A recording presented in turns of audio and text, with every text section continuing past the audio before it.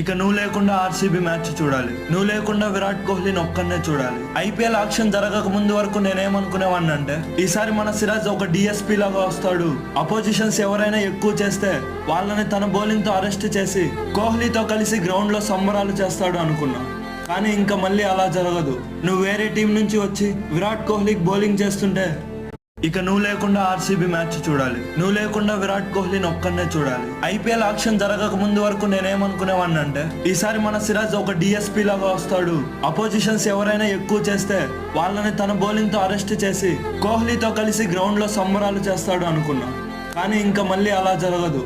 నువ్వు వేరే టీం నుంచి వచ్చి విరాట్ కోహ్లీకి బౌలింగ్ చేస్తుంటే ఇక నువ్వు లేకుండా ఆర్సీబీ మ్యాచ్ చూడాలి, నువ్వు లేకుండా విరాట్ కోహ్లీని ఒక్కనే చూడాలి. ఐపీఎల్ ఆక్షన్ జరగక ముందు వరకు నేనేమనుకునేవాడిని అంటే ఈసారి మన సిరాజ్ ఒక డిఎస్పీ లాగా వస్తాడు, అపోజిషన్స్ ఎవరైనా ఎక్కువ చేస్తే వాళ్ళని తన బౌలింగ్ తో అరెస్ట్ చేసి